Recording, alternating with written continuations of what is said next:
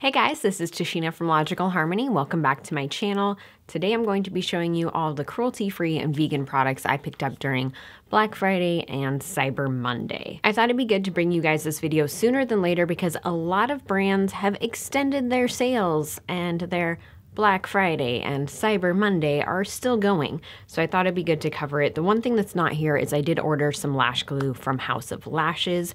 I did also place a pretty big Anastasia Beverly Hills order, and that is in a separate video because it's quite a lot of stuff. I ordered this from Sephora. This is not for me, this is for Justin.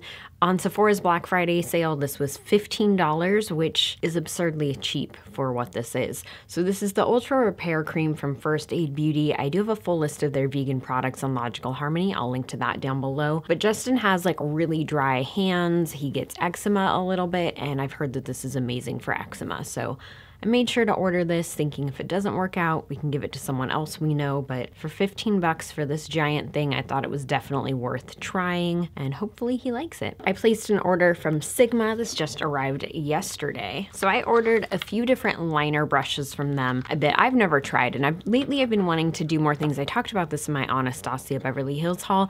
I've been wanting to get back into doing more gel liner and just focusing more on amping up my makeup game. So I picked up their E06 winged liner brush. I actually got two of them. Roxette Arisa, if you guys follow her, she talks about this brush all the time. So I decided to pick it up because, like me, she seems to struggle finding a good eyeliner brush that like is small enough to work on her eyes.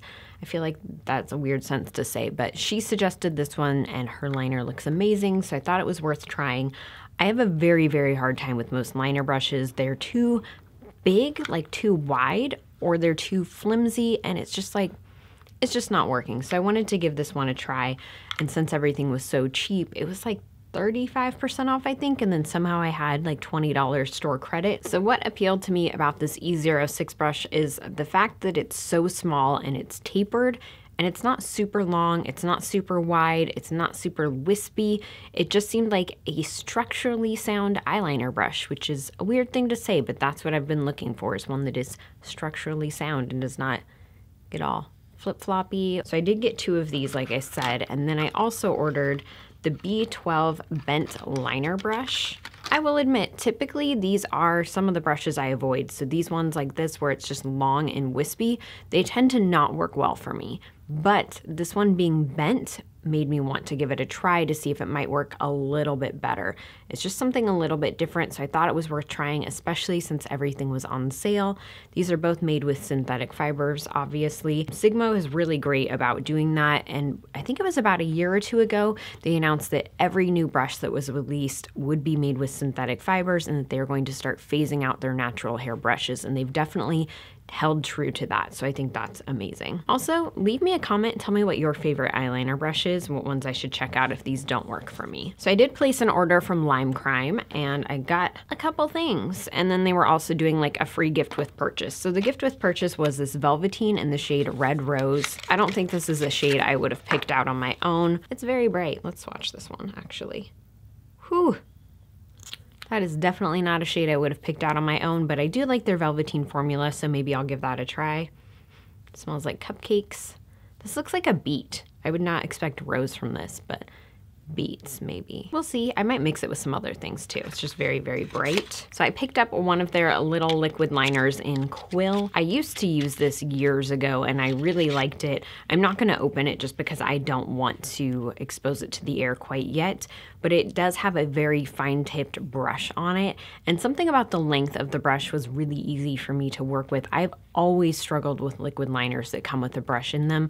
A lot of times I think the brushes are just terrible, but this one used to work really well for me, so I wanted to give it a try again. And it was on sale for like $7, so why not? So I did pick up their bundle with their 3 pocket candy palettes.